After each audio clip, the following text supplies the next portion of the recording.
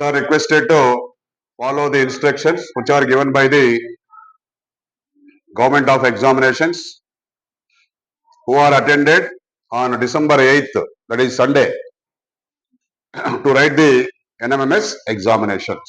అంటే ప్రభుత్వం వారు ఇచ్చినటువంటి సూచనల మేర మనం రాయబోయేటటువంటి డిసెంబర్ 8న రాయబోయేటటువంటి national mean merit scholarship examination లో మనము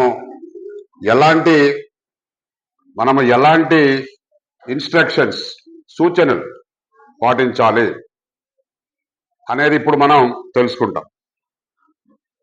సో ఫస్ట్ మనము ఎగ్జామినేషన్ హాల్లోకి 10 AM కల్లా కూడా వెళ్ళిపోవాలి.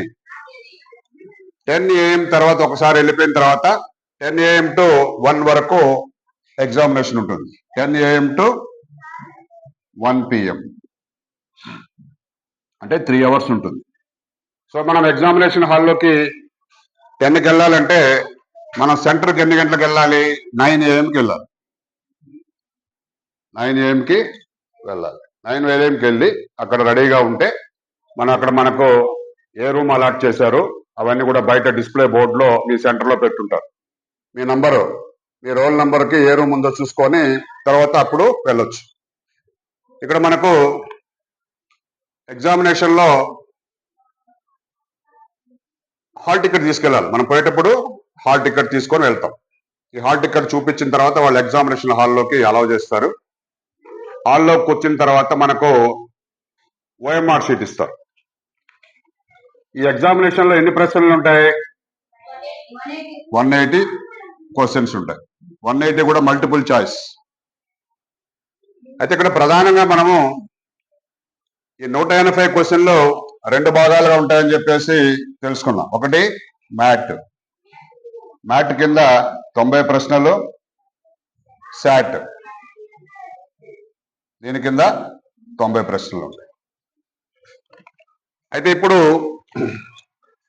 నువ్వు మ్యాట్లోనే 90 కరెక్ట్గా రాసావు, 90 మార్కులు వచ్చాయి. శాట్లో వచ్చి 20 రాసావు, టైం దొరకలా నీకు. 20 కరెక్ట్గా రాసావు.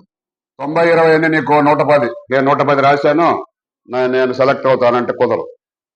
ముందు ఇక్కడ 40% మార్కులు తెచ్చుకోవాలి, క్వాలిఫైయింగ్ మార్క్స్. మ్యాట్లో కానీ శాట్లో కానీ రెండిట్లో కూడా విడివిడిగా 40% మార్క్స్ తెచ్చుకోవాలి. తెచ్చుకుంటేనే క్వాలిఫై అవుతాం. దాని తర్వాత మనకు ఎక్కువ మార్కులు ఎన్ని వస్తే అన్ని మెరిట్లో వస్తుంది మనకు. అంటే 2 పేపర్లలో కూడా మనం పాస్ కావాలి, పాస్ మార్కులు రాయాలి.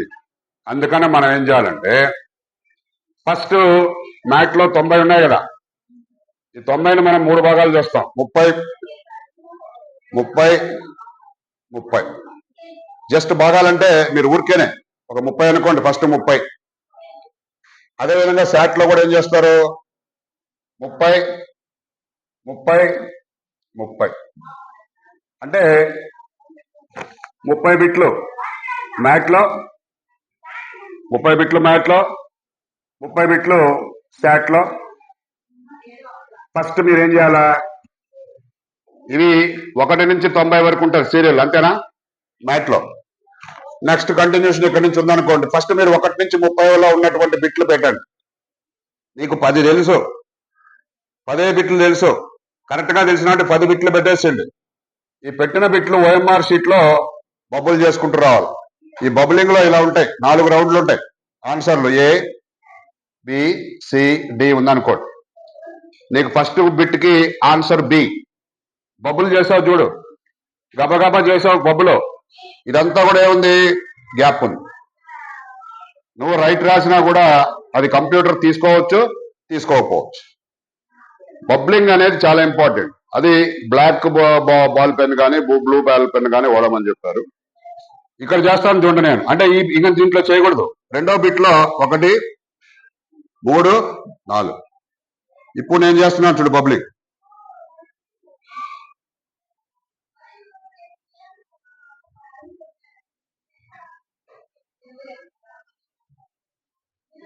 ఈ సర్కిల్ దాటకూడదు, ఈ సర్కిల్లో ఎక్కడ గ్యాప్ ఉండకూడదు.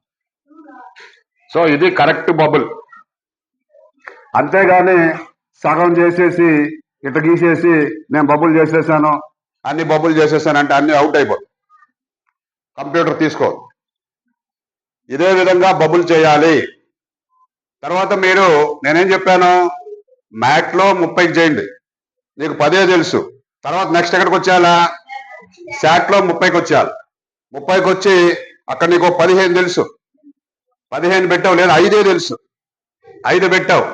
నెక్స్ట్ ఎక్కడికి వచ్చేయాలి, నువ్వు మ్యాట్లో రెండో దాంట్లోకి వచ్చేయాలి. అంటే 30 తర్వాత 31, మళ్ళీ 30 బిట్లు సెలెక్ట్ చేసుకున్నావు.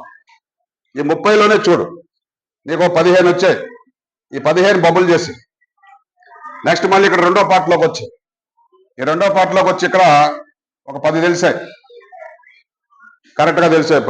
10 బబుల్ చేసావు. మళ్ళీ ఇక్కడికి వచ్చావు, థర్డ్ పార్ట్ మ్యాట్లోకి వచ్చావు.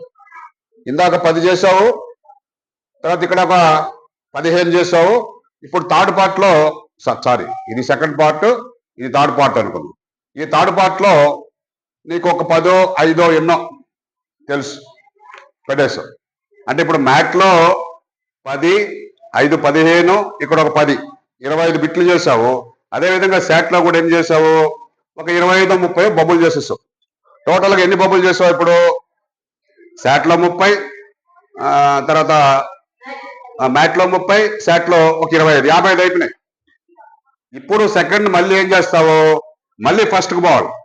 ఫస్ట్కి పోయి ఇందాక ఏం చేసావు, నీకు బాగా తెలిసినట్టు స్పీడ్గా పెట్టుకుంటా వచ్చి ఇప్పుడు కొంచెం ఆలోచించుకుంటా వచ్చేయాలి. ఫస్ట్ 30లో మళ్ళీ 10 పెట్టావు, మరి నాకు ఇది కరెక్ట్గా ఉంది ఆన్సర్ అనిపించింది, 10 పెట్టావు. ఇక్కడ కూడా 10 పెట్టావు.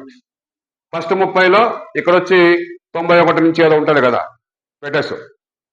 నెక్స్ట్ మళ్ళీ 30, దీంట్లో 5, దీంట్లో 10 రైట్ పెట్టావు. మళ్ళీ లాస్ట్కి వచ్చావు, పెట్టావు. అంటే మనకు దాదాపు ఏం చేస్తున్నావు, నువ్వు మ్యాట్ని కవర్ చేస్తున్నావు, శాట్ని కవర్ చేస్తున్నావు. మళ్ళీ లాస్ట్ ఏం చేస్తావు, ఇంకా బాగా ఆలోచిస్తే పెట్టగలిగిన బిట్లన్నీ కూడా పెట్టేస్తావు. టైం ఇంకెంత ఉంది, 2:30 అయిపోయింది. టైం ఎంత అయింది, 2:30 అయిపోయింది. అప్పటికి ఇంకెంత ఉంది నీకు, అరగంట ఉంది.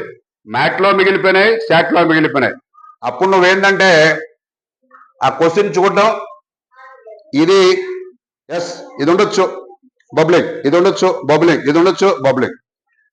ఈ 180 బిట్లలో ఏ ఒక్క బిట్ కూడా బబుల్ చేయకుండా వదలొద్దు. నీకు తెలియకపోతే ఏదో ఒకటి ఉంది, నీకు అసలు ఏం తెలియలేదు, టైం కూడా లేదు, బి సి డి ఏదో ఒకటి, ఇంకేం చేయలేము. అప్పుడు లాస్ట్ ఎప్పుడది లాస్ట్, ఇంకా మనకు ఏం తెలియదు, మనం ఖాళీగా వదిలేసేయాల పేపర్. అంటే ఖాళీగా మాత్రము వదలొద్దు, మనం బబ్లింగ్ చేయాలి. కాబట్టి ఇక్కడ మన స్పీడ్ దేంట్లో ఉండాలి, బబ్లింగ్ చేసే దాంట్లో స్పీడ్ ఉండాలి. సర్కిల్ దాటకూడదు, సర్కిల్లో నీట్గా ఫిల్ చేయాలి, సర్కిల్ దాటకూడదు. టైము చూసుకుంటూ ఉండాలి. టైము మనకు వాచిగా నలొక్కకపోతే బెల్ల కొడుతుంటారు, అది అరగంటకు కొట్టే బెల్ల, గంటకు కొట్టే బెల్ల. లేదా ఎగ్జామినర్ అడిగినా కూడా టైం చెప్తాడు, సార్ టైం ఎంత అయింది సార్ అంటే చెప్తారు, అడగండి ఇబ్బంది అని, టైం చెప్తారు. కాబట్టి కాలంతో పాటు పరిగిస్తూ రాసే పరీక్ష ఇది.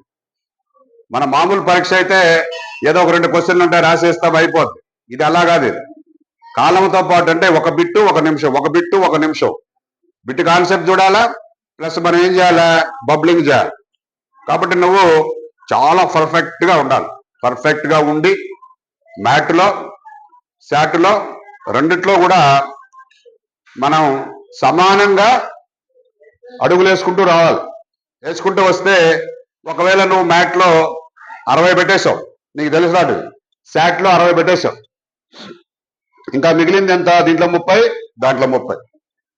అప్పుడు కూడా మనము గబగబా 10 దీంట్లో 10 దాంట్లో, మళ్ళీ 10 దీంట్లో 10 దాంట్లో, మళ్ళీ 10 దీంట్లో 10 దాంట్లో. ఆ స్పీడ్తో వస్తే 100% నువ్వు సక్సెస్ అవుతావు, ఎగ్జామినేషన్ బ్రహ్మాండంగా రాస్తావు. చాలా మంది ఇక్కడ చేసే పొరపాటు ఏంటంటే ఈ ఫస్ట్ విభాగాన్ని తీసుకొని దీంట్లోనే టైం అంతా కూడా వేస్ట్ చేస్తారు. కాబట్టి టైం వేస్ట్ చేసుకోకుండా ఒక 30 మాత్రమే చేయాలి. ఆ పేపర్లో 30 చేయాలి, మళ్ళీ 30, మళ్ళీ 30, మళ్ళీ 30, మళ్ళీ 30. రాలేదని చెప్పి దాని దగ్గర మాత్రం ఆగొద్దు. రాని బిట్టు వదిలేదు, నెక్స్ట్ బిట్. ఆ విధంగా మీరు ఏం చేయాలా, ఇలా తిరుగుతూ ఉండాలి. తిరుగుతూ కాలాన్ని కూడా మనము గమనిస్తూగానే ఉన్నట్లయితే 100% 180 ఓఎంఆర్ షీట్ లో నీట్ గా బబుల్ చేయండి. ఓఎంఆర్ షీట్ మడవకూడదు. ఓఎంఆర్ షీట్ లో ఎలా ఇంకెక్కడ ఏం గీతలు ఏం పడకూడదు. OMR sheet only bubbling. మీరు ఏదన్నా చేసుకోవాలంటే రఫ్ ఏదైనా ఉంటుంది అక్కడ. మీ క్వశ్చన్ పేపర్లో ఏదైనా రఫ్ ఏదైనా ఇచ్చుంటారు, దాంట్లో చేసుకోవచ్చు మీరు ఏదైనా చేసుకోవాలంటే. ఆ తర్వాత మీకు ఏబిసిడి అనే 4 క్వశ్చన్ పేపర్లు ఇస్తారు. ఇది వెరీ ఇంపార్టెంట్. ఏబిసిడి. ఇప్పుడు మీరు మీ పక్కన ఒక అబ్బాయి పడ్డాడు, భలే బాగా రాస్తున్నాడు, ఒకే బెంచ్లో 2 పడ్డారు, భలే రాస్తున్నాడు అని చెప్పి మనం ఏం చేస్తామా, పక్కన ఆయన చూసి రాసేస్తాం. గుండు 0 వస్తుంది. ఎందుకని? నీ పేపర్ కోడ్ ఏ, నీ పేపర్ కోడ్ డి, 4 కోడ్స్ ఉంటాయి. ఏబిసిడి. ఇది వెరీ ఇంపార్టెంట్. కాబట్టి ఒక పేపర్కి ఒక పేపర్ క్వశ్చన్లే మాత్రం ఉంటాయి. అన్ని క్వశ్చన్స్ ఒకటే, బట్ నంబర్లు మారిపోయాడు. అందుకని నువ్వు ఎవరిని అడుక్కోవాల్సిన పని లేదు, వాడి సైడ్ చూడాల్సిన పని లేదు. వాడు ఏం చేస్తున్నాడు, వాడు ఎలా రాస్తున్నాడు అనేది నీకు వద్దు. నీకు నీ ముందున్నటువంటి క్వశ్చన్ పేపర్లో క్వశ్చన్లు చదువుకోవడం, ఆన్సర్ చేయడం, చదువుకోవడం, ఆన్సర్ చేయడం. ఆ విధంగా చేసి మీరందరూ కూడా రాష్ట్ర వ్యాప్తంగా కూడా విద్యార్థులందరూ కూడా మంచి మార్కులతో పాస్ అయ్యి NMMS merit scholarship, national main merit scholarship ఈ సంవత్సరం అందరూ కూడా పొందాలని చెప్పేసి మీ అందరినీ కూడా ఆశిస్తూ అందరికి కూడా ఆల్ ద బెస్ట్.